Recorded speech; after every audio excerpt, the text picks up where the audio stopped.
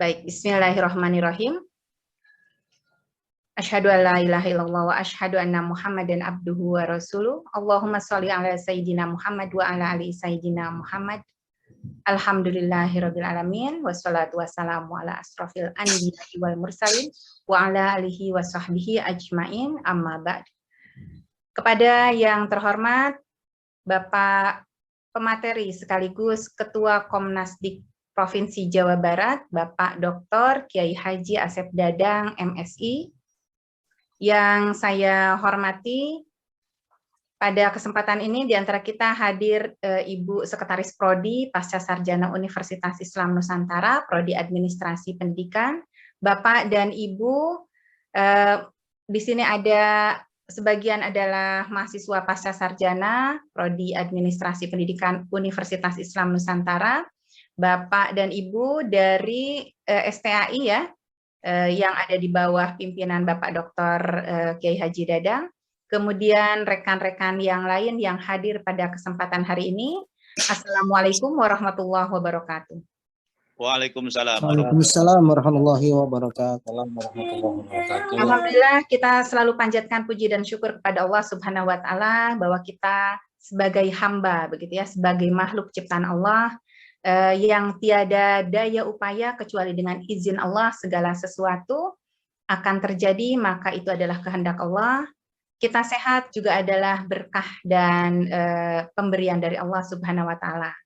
Dalam rangka untuk menyemarakan menuai berkah begitu ya, mendulang berkah dalam kegiatan atau di dalam kita ada pada bulan Ramadan, pimpinan Komnasdik Jabar menginstruksikan, kalau ini instruksi ya Pak Dr. Dadang ya, untuk mengadakan kegiatan yang memang bernuansa Islam untuk mendapatkan berkah yang lebih pada Ramadan kali ini. Bukan hanya kita menahan lapar dan haus saja dan amarah, namun juga kita menambah dengan amalan lain yaitu thalabul ilmi, sehingga dengan bincang santai namun berbobot kita akan mendapatkan lebih banyak berkah dibanding hanya menahan nafsu secara lahiriah. Kita juga akan menambah secara spiritual dan secara kognitif kita atau pengetahuan kita. Saya mesti buka dua device. Pada kesempatan ini Bapak dan Ibu, pemateri kita hanya satu dan memang jangka waktunya adalah atau durasi waktu kita hanya 30 menit bincang santai. Jadi setelah saya nanti menyampaikan sedikit perkenalan dari pemateri kita akan masuk kepada materi utama dan kemudian kita lihat situasi begitu ya dan kondisi karena ini Ramadan. Saya juga atau kami ibu-ibu juga harus menyiapkan menu untuk berbuka. Bisa jadi nanti ada diskusi ya Pak Dr. Asep Dadang ya, 1 atau sampai 3 orang untuk menambah berkah silaturahim juga begitu Bapak dan Ibu. Bapak dan Ibu, kita akan menyambut Ketua Komnasdik pemateri kita yang pertama dalam acara mendulang berkah di bulan suci Ramadan. Series begitu ya, karena nanti ada kegiatan yang lain lagi dengan pemateri yang berbeda dan tema berbeda. Tadi sudah saya sampaikan perkenalan, beliau adalah Ketua Komnasdik Jabar, beliau juga di owner atau pemilik dari STAI begitu ya Pak Dokter ya, di Stisip di daerah Garut. Dan beragam kegiatan yang sudah beliau lakukan, baik itu skop wilayah maupun skop nasional. Tanpa memperpanjang kalam, kita akan sama-sama berbincang santai begitu ya dengan Bapak Dr. Kiai Haji Asep Dadang, MSI. Mohon maaf, panggilan lebih dekatnya apa Pak Dr. Asep Dadang? Pak Asep atau Pak Dadang ini bagaimana ini? Boleh, kalau saya malah mau Asep boleh, mau Dadang boleh. Aduh, yang lebih disukai karena Rasulullah pun begitu ya, memberikan julukan itu yang memang disukai oleh orangnya begitu. Pak Asep. Pak Asep ya, Pak Sukmana ya, Masya Allah, Wilujeng Pak Sukmana. Baik, Bapak dan Ibu, tema yang akan disampaikan oleh Pak Asep ini apa namanya ya?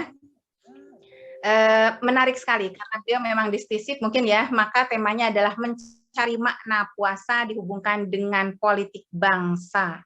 Masya Allah, ini apa namanya, temanya yang ngeri-ngeri sedap ini Pak Asep, begitu ya. Jangan sampai ini karena mau mendekati masa-masa apa namanya, pemilu yang akan datang, begitu ya.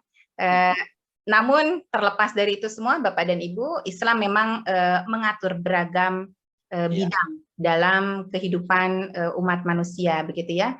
Bukan hanya pendidikan, ekonomi, namun juga ada politik, sejarah, dan yang lainnya. Oleh karena itu, tentu kita harus mengambil ibrah atau mengambil makna yang baik untuk bisa kita implementasikan dalam konteks yang baik tentunya. Sehingga yang akan dibahas pada kali ini atau pada kesempatan ini tentu dalam rangka untuk meningkatkan keimanan ketakwaan kita sebagai hamba, juga sebagai khalifah fil ard, di mana sebagai pemimpin tentu perlu ilmu, begitu ya. Di antaranya adalah ilmu strategi. Bagaimana strategi untuk mensejahterakan, mengelola apa namanya, sumber daya yang ada di sekitar kita untuk mencapai tujuan bersama dan memberikan manfaat untuk umat, begitu, bukan hanya untuk pribadi satu golongan, namun juga untuk umat. Baiklah, bincang santai kita akan mulai. Bapak Dr. Dadang, Assalamualaikum, sehat Pak? Waalaikumsalam warahmatullahi wabarakatuh. Alhamdulillah, Bu Dr. Helma. Saya nah, kalau kemarin memang sakit, saya sakit mah. Setelahnya sakit mah itu sakit mamah-mamah ini. Biasanya berbeda ini kalau dengan Pak Dokter. Sekarang kaki 5 benten. Kedua-duanya sakitnya. Baik. Baik, tentu rekan-rekan yang hadir hari ini, saya pun penasaran Pak Kiai ya, Pak Dr. Dadang, penasaran dengan apa sih isi yang akan disampaikan oleh Pak Dr. Dadang dengan tema mencari makna puasa dihubungkan dengan politik bangsa. Dipersilahkan Pak Dokter. Baik, bismillahirrahmanirrahim. Assalamualaikum warahmatullahi wabarakatuh. Waalaikumsalam warahmatullahi wabarakatuh. Waalaikumsalam warahmatullahi wabarakatuh. Ibu Dr. Helmawati, beliau adalah di samping dosen Pascasarjana Universitas Islam Nusantara dan beraktif di Komisi Nasional Pendidikan Wilayah Jawa Barat sebagai Ketua 1 yang membidangi bidang pendidikan tinggi.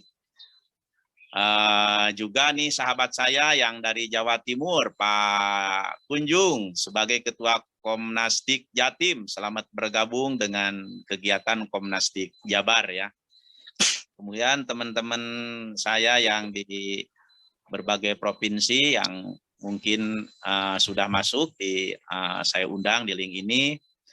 Juga Kang Dedi barusan saya lihat muncul sebagai calon Ketua Komnastik Kabupaten Garut, dan mungkin teman-teman mahasiswa Sekolah Tinggi Ilmu Sosial dan Ilmu Politik Samudra Indonesia Selatan yang bisa bergabung di dunia maya ini, para hadirin wal hadirat yang sama-sama bergabung di dunia maya, saya sampaikan salam, semoga puasa kita diterima di sisi Allah Subhanahu wa Ta'ala. Amin. Perlu saya sampaikan Bapak dan Ibu sekalian, saya sebagai Ketua Komnastik Jabar ya dilantik pada tahun 2001, masa bakti 2021-2026, bahwa di Indonesia telah berdiri yaitu Komisi Nasional Pendidikan untuk di sektor pendidikan.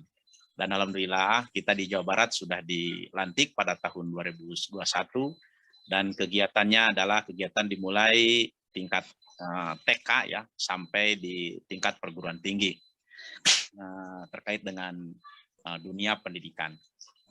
Untuk mengisi di bulan Ramadan, saya ngobrol dengan teman-teman pengurus Komnastik Jabar dalam rangka acara ngabuburit ya.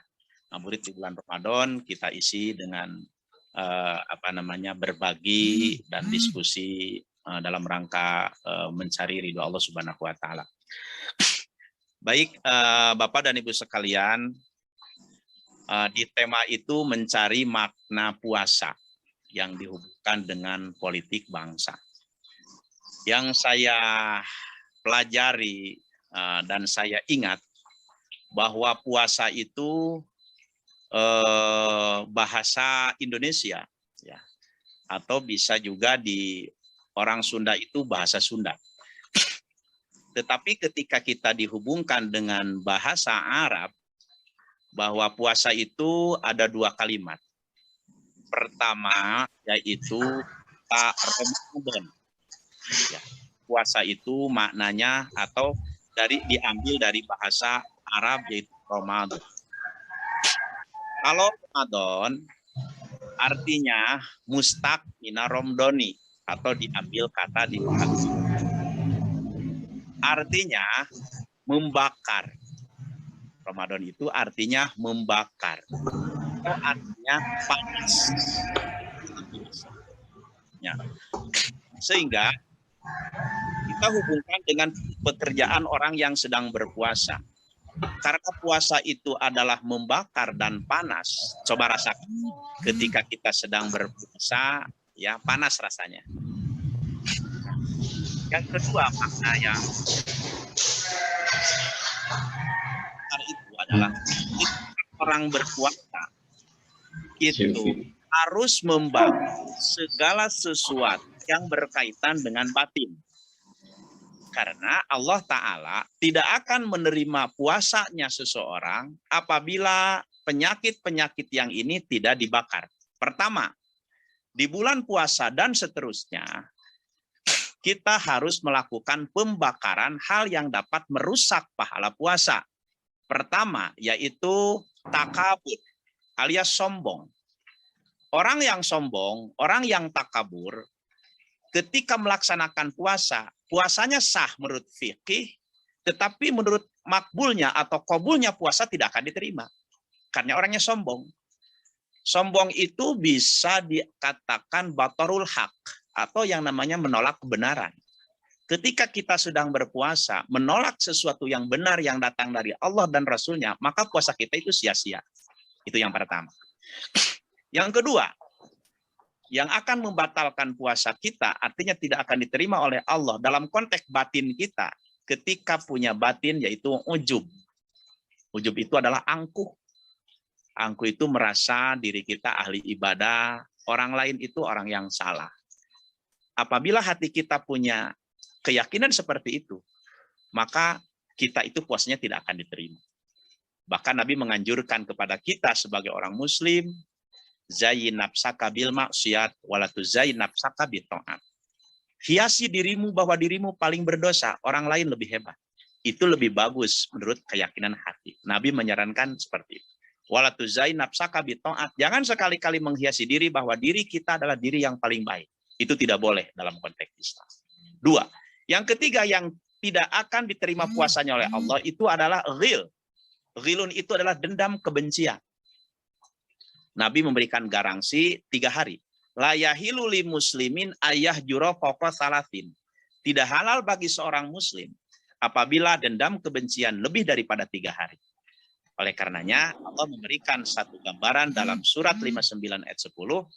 Rabbana gfir lana wa li ikhwanina alladzina sabaquna bil iman wa la taj'al fi qulubina gilan. Nah itu, ya Allah, ampuni dosa-dosa saudara-saudaraku dan jangan engkau menyimpan dalam hatiku sekecil apapun dendam kebencian. Jadi Islam mengajarkan bahwa kita tidak boleh dendam. Nah, ketika kita melaksanakan dendam pada melaksanakan puasa, maka puasa itu ditolak oleh Allah. Yang keempat adalah suudon, buruk sangka. Apabila ada berita yang belum jelas asal-usulnya, maka kita menjustifikasi tentang berita tersebut, maka itu dikategorikan suudon. Ketika kita sudah bersuudon kepada orang lain, maka puasa kita ini akan terhalang. Yang kelima adalah iri dengki, hasud. Hasud itu adalah iri dengki. Orang lain yang punya nikmat, orang yang lain yang maju, dan sebagainya. Kita yang sakitnya. Nah, itu adalah merupakan faktor penyebab ditolaknya ibadah puasa. Dan yang terakhir adalah yang harus dibakar. Ketika kita berpuasa itu ria. Ria itu melakukan perbuatan yang baik dengan tujuan ingin dipuji, ya ingin didamba-damba oleh manusia. Tidak ada sedikit pun dalam hatinya ingin ditilai oleh Allah. Nah, orang yang demikian itu ria. Maka yang ria, orang yang sedang berpuasa melaksanakan riya, maka puasanya itu ditolak di hadapan. Nah ini jadi makna Ramadan itu adalah membakar segala sesuatu penyakit hati yang 5, yang 6 tadi. Bakar oleh kita, pertama adalah takabur, yang kedua adalah ujub, yang ketiga adalah suudon, yang keempat adalah ghilun, dendam kebencian, yang kelima iri dengki, dan yang keenam adalah riya. Itu makna Ramadan. Dan Allah sediakan dalam surat Al-Baqarah ayat 185. Syahrul Ramadan allazi unzila fihil Qur'an hudal linasi wa bayyinatin minal huda wal furqan. Itu makna daripada puasa bermakna membakar. Yang kedua, makna puasa itu diambil dari kata siamun atau saumun. Kita tengok dalam surat Maryam ayat 26. Firman Allah, fakuli washrobi wakori ainan fa ima caroyina minal basyari ahadan fakuli inni nazartu lirrahmani sauman falam ukallimal yauma insiya. Ayat ini turun pada saat Siti Maryam hamil yang akan melahirkan Nabi Isa.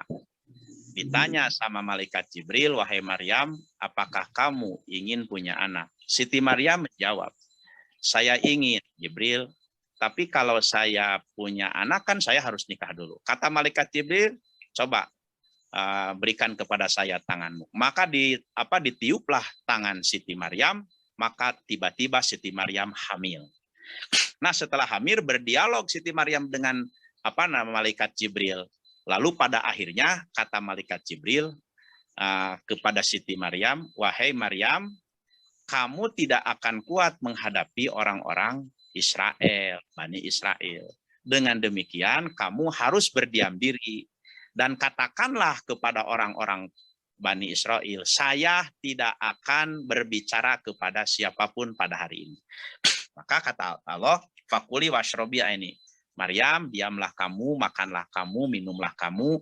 Dan apabila ada orang yang mengucapkan kepada kamu, jawablah bahwa saya tidak akan berbicara pada hari ini. Nah, di sini ada kalimat, inni nazartu lirrahmani sauman. Ya, falam ukalimal yauma insiya.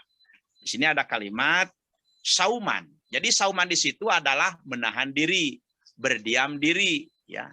Atau menahan diri itu dalam bahasa yang lainnya al-imsak, ya. Menahan diri, berdiam diri. Jadi makna saum di sini adalah berdiam diri. Berdiam diri dalam konteks apa pada masa Siti Maryam? Yaitu kalau Siti Maryam berbicara luas dengan masyarakat luas, maka itu akan menimbulkan fitnah. Karena Siti Maryam tidak pernah menikah. Oleh karena itu menahan diri.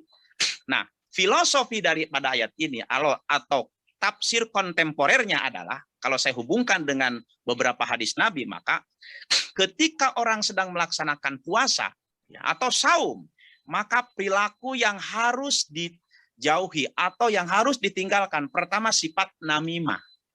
Karena saum lebih berbicara kepada perbuatan, ini kan perbuatan. Nah, tidak akan berbicara, kata Siti Maryam. Maka di sini kita tidak boleh namimah. Apa namimah itu? Adu domba. Memprovokasi orang lain agar berantem. Ini namimah. Dalam Islam tidak boleh. Dan ketika kita sedang berpuasa melakukan namimah, maka puasa kita akan ditolak. Kata Nabi, la yadkhulul jannata namamun, rawahu muttafaqun alaih. Tidak akan masuk surga orang-orang yang berbuat namimah atau berbuat adu domba. Itu yang pertama. Yang kedua, ghibah. Ghibah itu dzikraka akhaka al-muslimah. Yaitu menceritakan keaiban orang lain kepada orang lain. Itu ghibah namanya. Itu akan ditolak saumnya. Yang ketiga adalah tajasus. Ya. Tajasus itu adalah mencari-cari keaiban orang. Mencari-cari kesalahan orang. Ya, ini kalaulah kita mencari-cari kesalahan orang lain, itu termasuk tajasus. Dalam Quran kan, dalam surat Al-Ahzab Allah mengatakan, wala tajasasu wala yaghtab. Tidak boleh mencari-cari kesalahan orang lain, dan tidak boleh kita berghibah. Ya. Atau menceritakan keaiban orang lain. Yang keempat adalah dusta. Dusta itu akan menghalang diterimanya ibadah saum kepada Allah. Apapun bentuknya, terkecuali dusta yang diperbolehkan. Ada dusta yang diperbolehkan ya dalam Islam. Pertama, kepada istri kita. Kalaulah istri kita membuat sayur mayur ya dengan penuh banyak asinnya, walaupun bagaimana kita agar istri kita menjadi bahagia walaupun asin dirasakan oleh kita, ya katakan ada bagus, manis, bagus rasanya dan sebagainya. Itu kan berdusta juga. Atau menyelamatkan musuh yang akan dibunuh, selamatkan oleh kita, boleh kita berbuat dusta di situ. Yang selanjutnya saksi palsu. Palsu ketika kita berbuat puasa itu akan menolak pahala puasa. Dan yang selanjutnya adalah melaporkan keaiban, melaporkan kesalahan seseorang kepada penguasa, kepada pemimpin. Apabila ada tetangga kita bersalah, apabila tetangga kita melanggar pidana, ya, atau melanggar perdata dan sebagainya, lebih baik kita selesaikan secara restoratif justice, ya, secara kekeluargaan dulu. Jangan kontributif justice, ya, jangan dilaksanakan secara proses hukum, karena itu dalam kata Nabi itu adalah orang yang selalu melaporkan keaiban kepada orang lain itu tidak akan masuk surga, ya, karena selalu membuka keaiban orang lain. Nah ini jadi intinya bahwa dalam melaksanakan puasa kita tidak boleh melakukan yang 6 tadi, namimah, ghibah, tajasus, dusta, saksi palsu, dan melaporkan. Nah ini jadi saum ini adalah menahan diri, ya.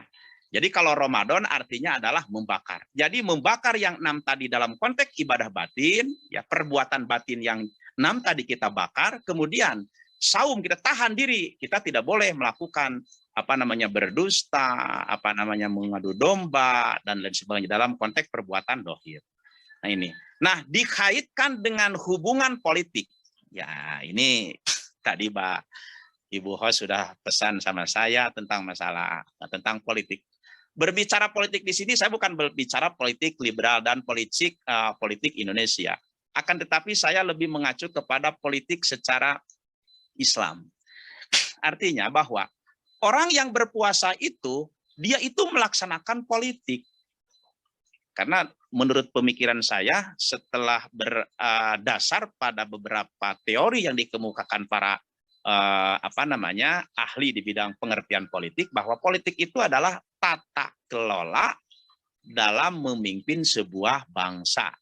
Tata kelola atau seni atau ilmu tata kelola dalam memimpin. Itu menurut pemikiran saya definisi politik.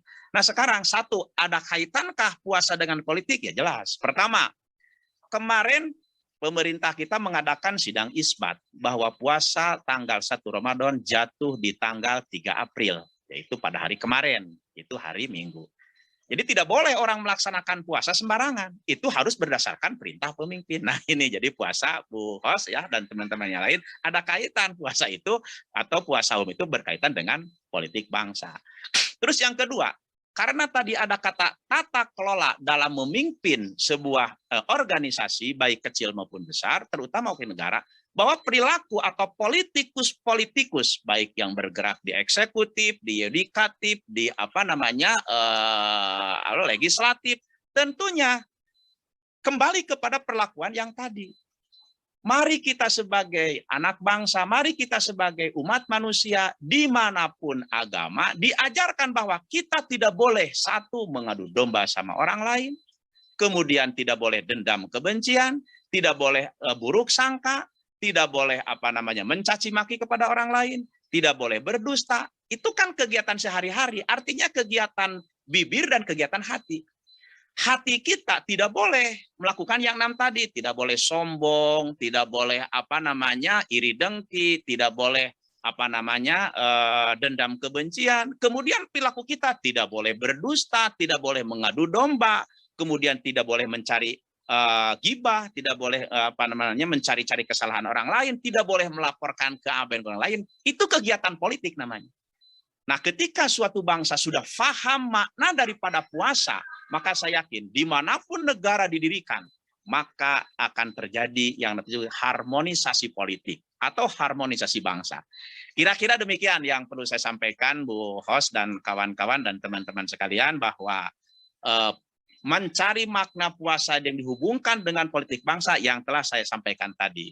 Mudah-mudahan banyak kekurangannya dan banyak masukan dari kawan-kawan kita demi perbaikan kita ke depan. Akhir kata untuk sementara sampai di sini dulu. Khudmah sofa wada makadar. Assalamualaikum warahmatullahi wabarakatuh. Waalaikumsalam warahmatullahi wabarakatuh. Alhamdulillah.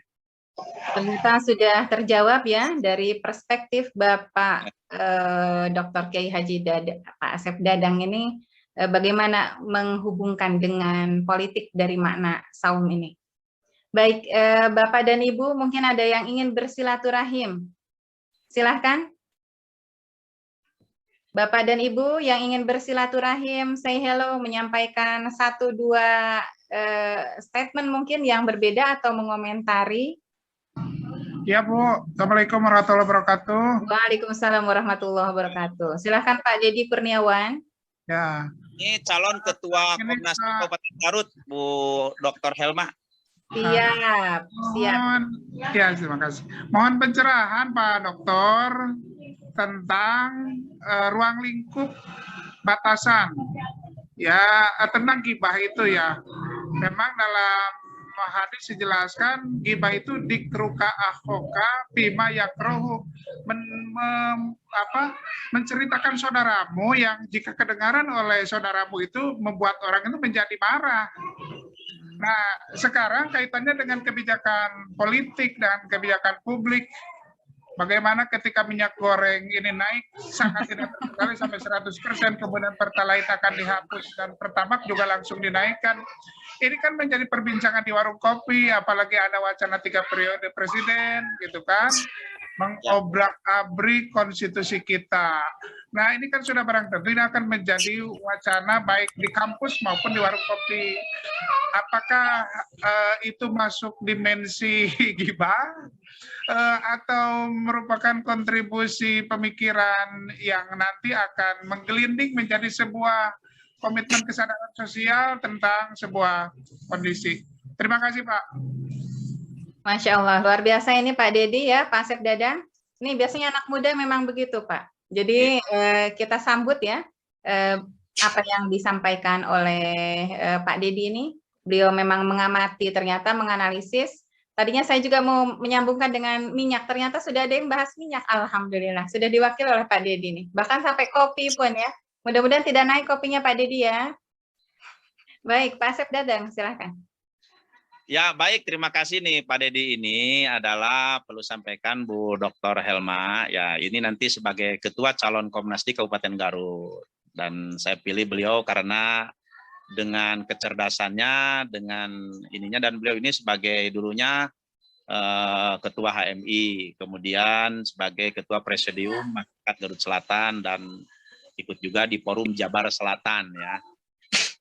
Ya memang karena sehari-hari seperti itu, maka pertanyaannya menusuk sekali ini. Kan lebih jauh Kang Dedi hal ini. Ini aja kesimpulannya. Apapun bentuk ya, apapun bentuk yang sifatnya ada ghibah, di situ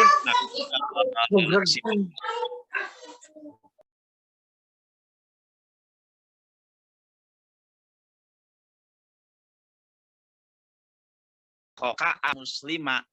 Terus tadi panjangnya Kang Dedi fima dalam urusan berbagai urusan ya. Artinya tidak boleh kata Nabi menceritakan segala sesuatu yang jelek ya kepada teman kalian ya, yang muslim. Ya, berarti yang muslim diceritakan lagi yang muslim itu kan.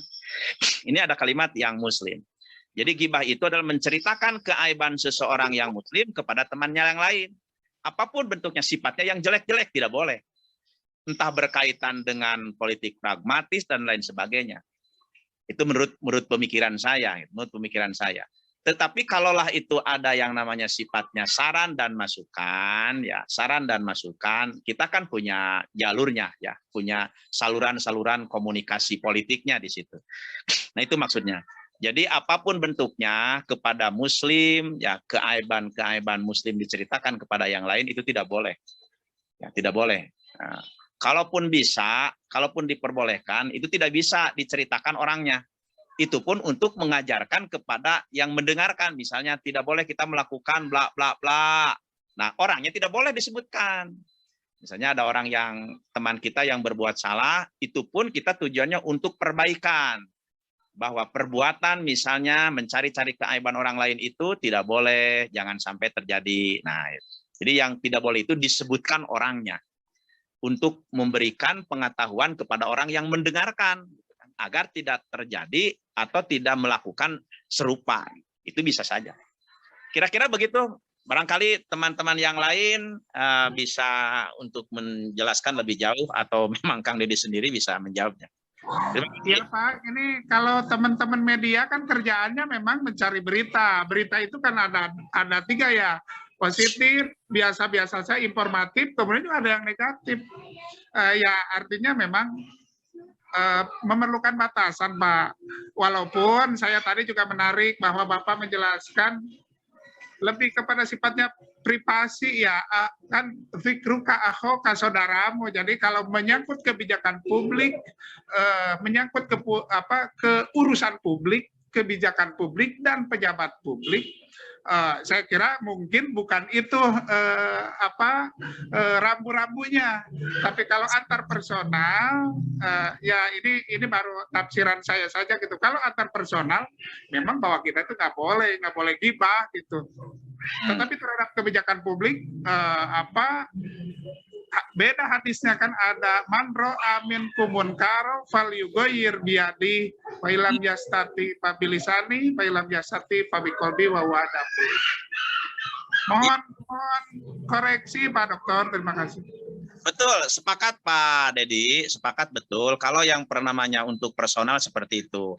Saya tadi kan sudah mengatakan karena ada berkaitan dengan politik ya atau kegiatan negara, maka di situ kata saya ada saluran politik.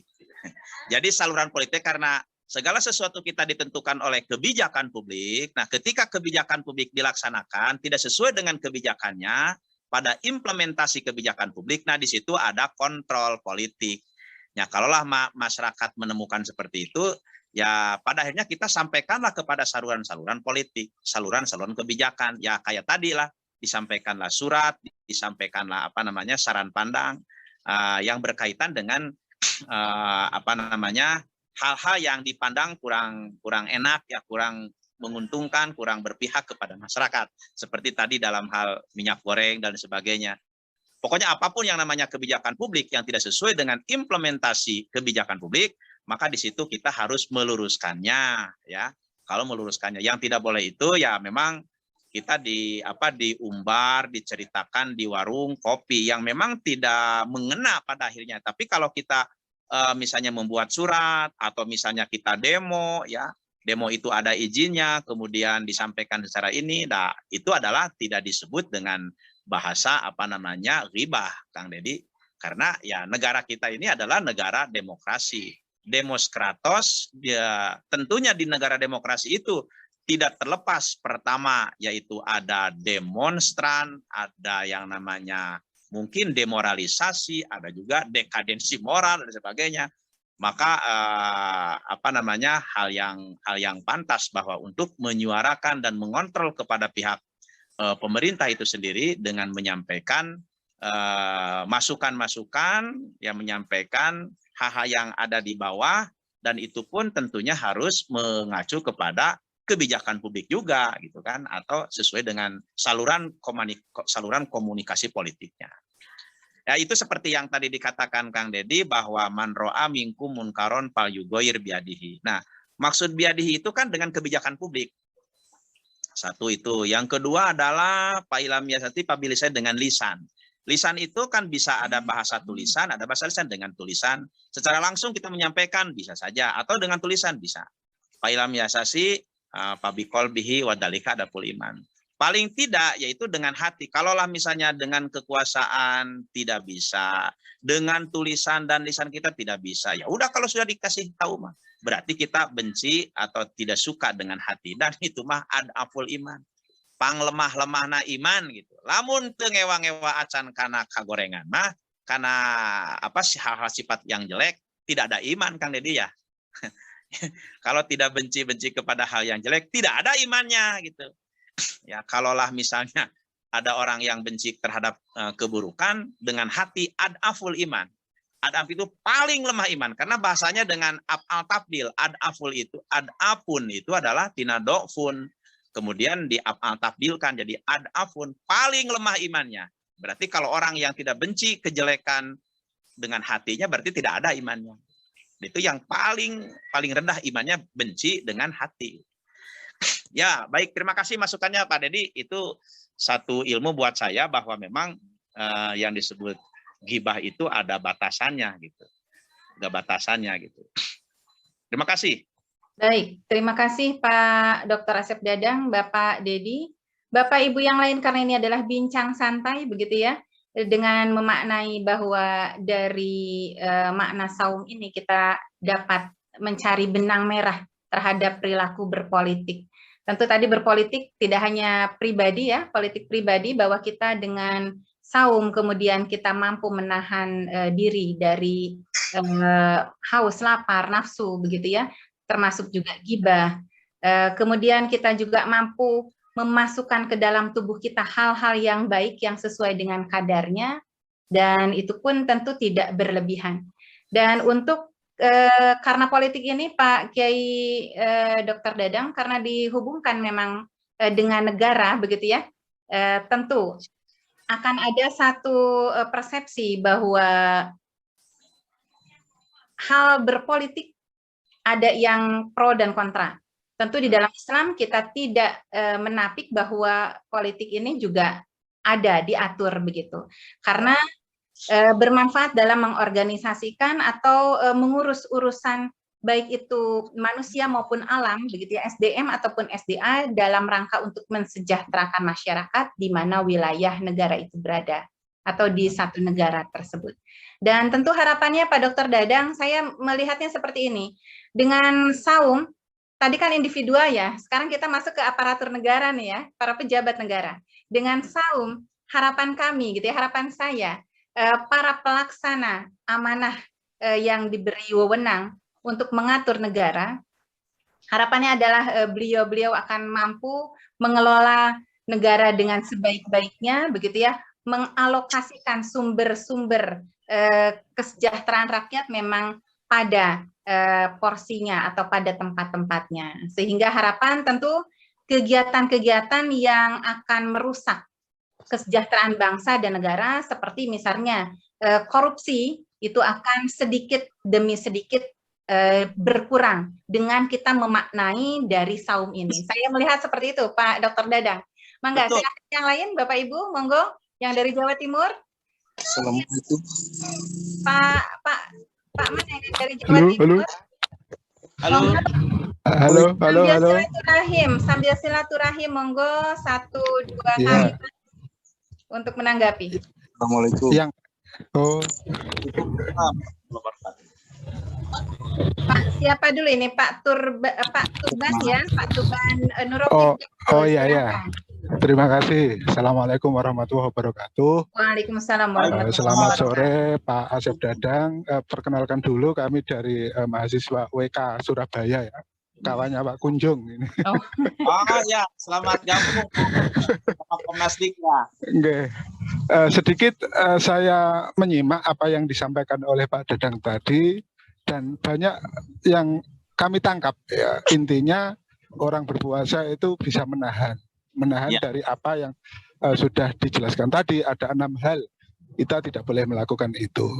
Dan tadi pertanyaan dari kawan sebelumnya itu juga sudah masuk, dikaitkan dengan politik hari ini yang ada di Indonesia.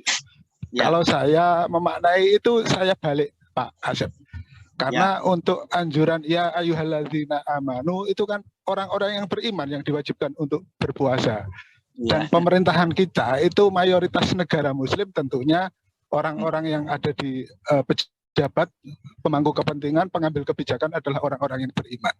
Sehingga menahan itu, kenapa tidak pejabatnya yang menahan untuk tidak menaikkan Pertamax 12.500 per liter? Kenapa tidak menahan untuk tidak menaikkan minyak goreng dan lain-lain? Nah, sehingga menahan itu bukan hanya dimaknai kita sebagai rakyat kecil menahan untuk tidak ghibah kepada pemerintah. Bahkan dalam konteks demokrasi itu diperbolehkan, karena kita juga berpendapat di muka umum itu dilindungi oleh undang-undang.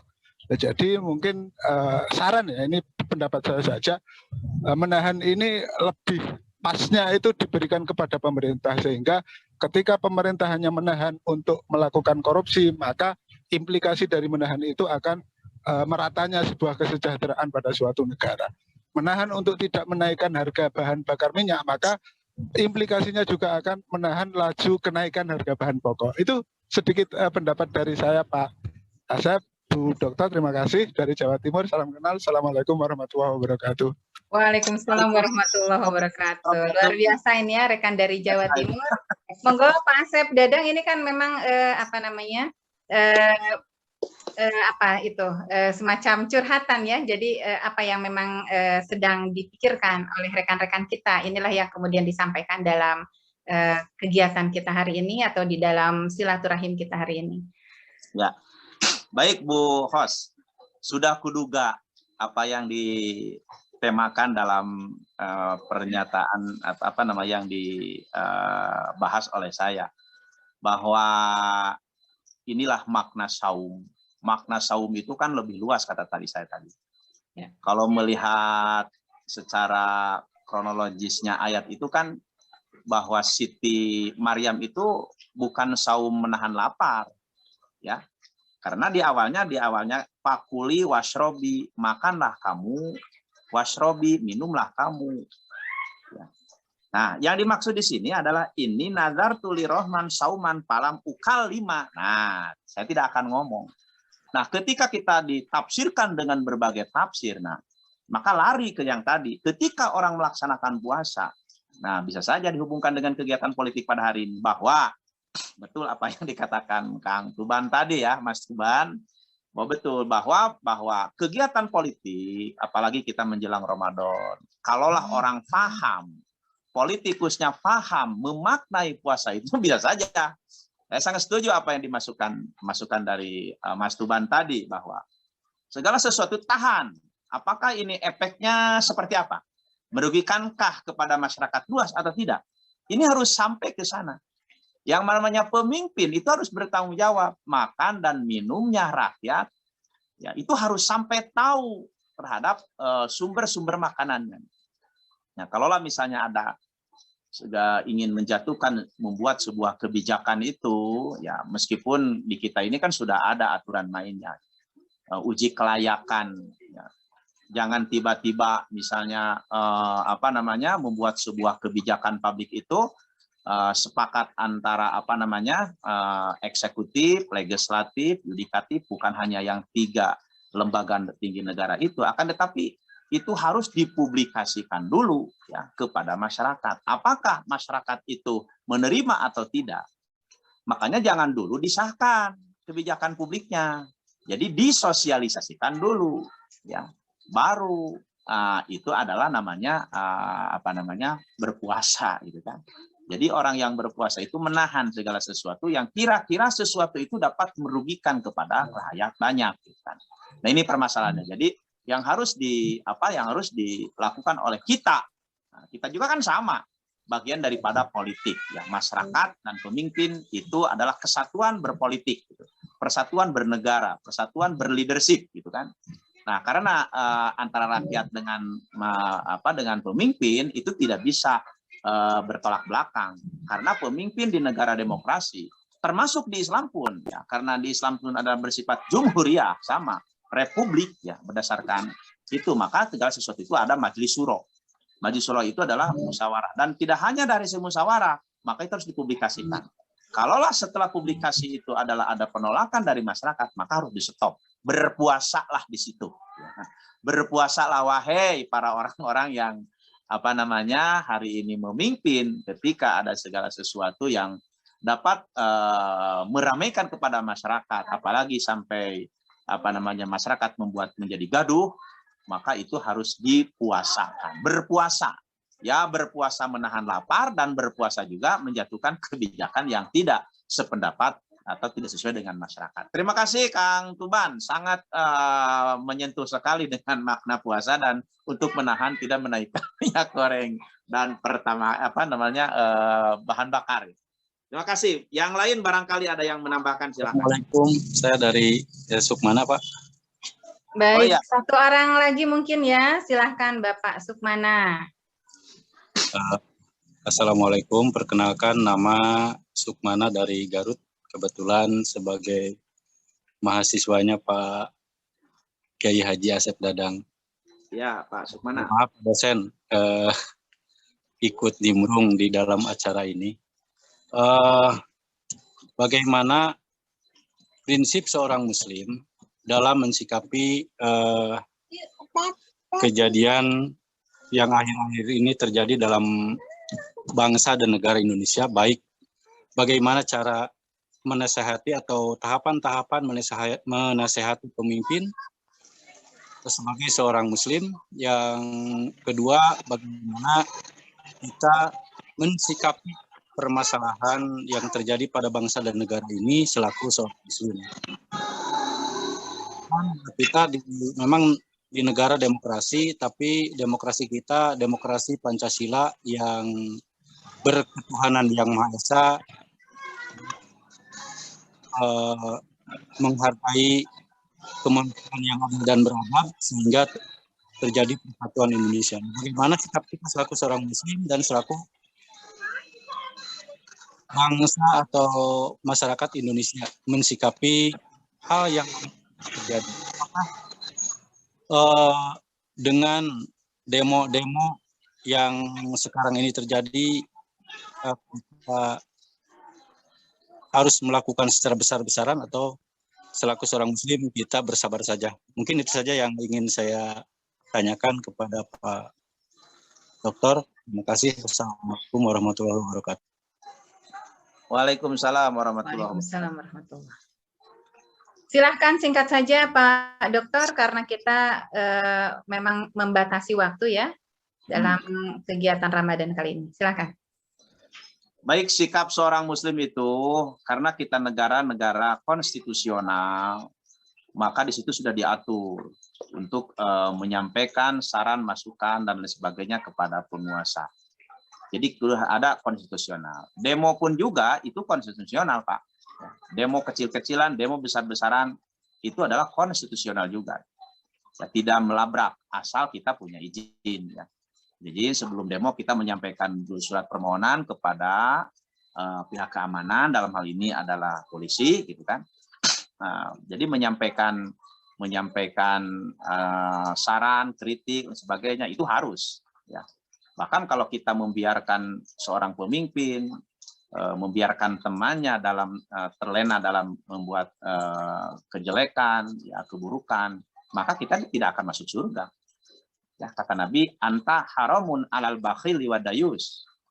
Hei, orang yang pedit, orang yang kikir, wadayus, dan orang membiarkan seseorang berbuat salah. Kita membiarkan, kita melakukan kebaikan setiap saat.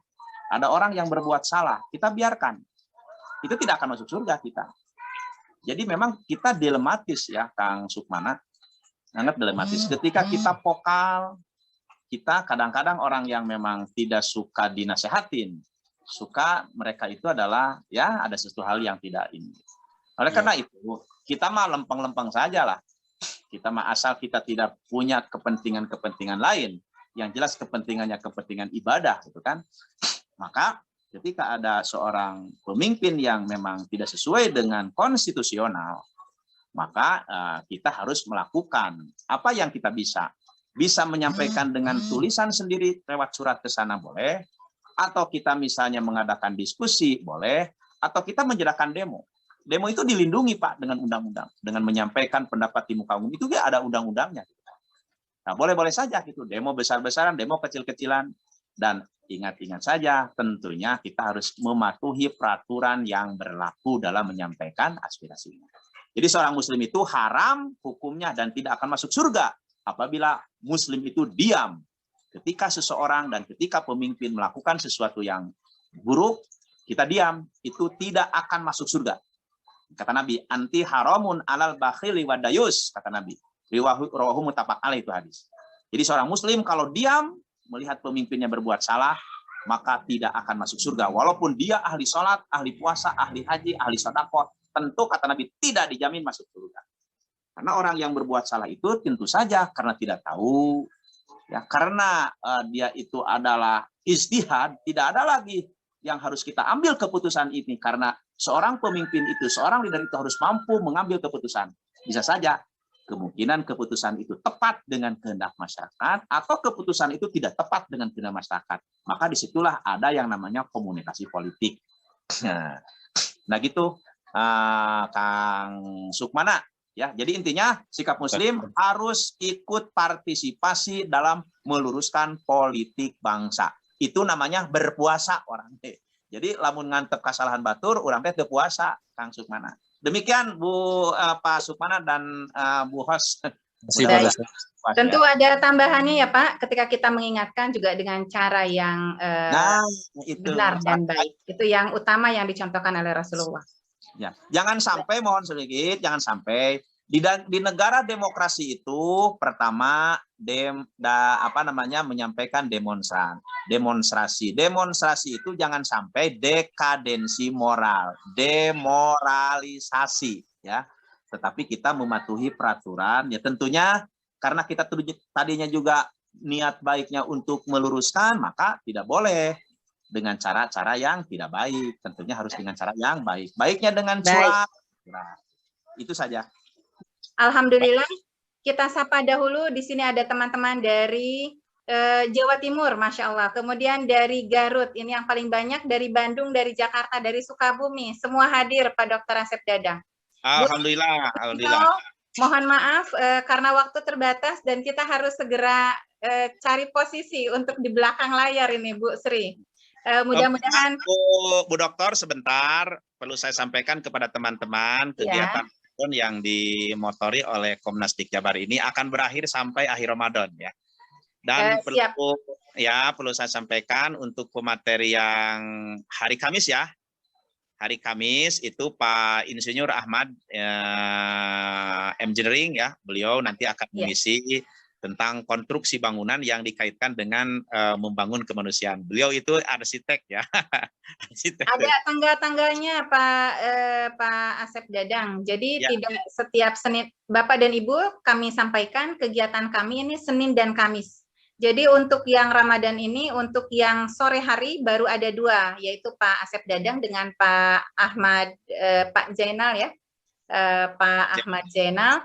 Untuk pagi-pagi sudah ada ibu-ibu, Pak Dr. Asep Dadang, karena Komnasdik ini kerjasama dengan IEC. Ini ada Bu Yuli nih ya. Ya, IEC itu adalah Intermedia Islamic Education Center. Ini tempat berkumpulnya para ahli pendidik Islam, begitu ya. Orang-orang yang ada di dalam pendidik lingkungan kategori kita pakai perspektif Islam. Seperti itu. Terima kasih. Ada yang dari Cirebon, ini Bapak Muhammad Hasan Sadili. Luar biasa, ini rekan-rekan dari ujung Jawa Timur sampai ujung Pulau Jawa Barat ya, Jakarta. Kita tutup, mangga dibaca doa oleh Bapak pemateri sekaligus Pak Kiai, Pak Asep Dadang, mangga. Mari kita berdoa kepada Allah Subhanahu wa taala, mudah-mudahan kegiatan ini merupakan kegiatan yang diridhoi oleh Allah dan dilipat gandakan pahalanya. Karena barang siapa yang berzikir, mengingat-ingat Allah, berdiskusi dalam konteks agama, maka Allah menyuruh malaikat Jibril untuk memberikan rahmat dan ampunan kepada orang. Apalagi di bulan puasa ini. Mari kita tutup doa ini pertama diamini dan bersama-sama akhir dengan doa kifatul masjid. Allahumma sholli wa sallim wa barik amin. Amin. Wa innaka afuwun karim tuhibul afwa fa'fu anna. Allahumma innaka afuwun karim tuhibul afwa fa'fu anna. Allahumma innaka afuwun karim tuhibul afwa fa'fu anna. Subuhun kudusun rabbuna wa rabbul malaikati wa ruh. Subhanallah walhamdulillah wala ilaha illallah wallahu akbar walillahil hamd. Rabbana atina fid dunya hasanatan wa fil akhirati hasanatan wa qina adzabannar. Subhanaka rabbika rabbil izzati amma yasifun wa salamun alal mursalin walhamdulillahi rabbil alamin. Subhanakallahumma wa bihamdika asyhadu an la ilaha illa anta astaghfiruka wa atubu ilaik. Assalamualaikum warahmatullahi wabarakatuh.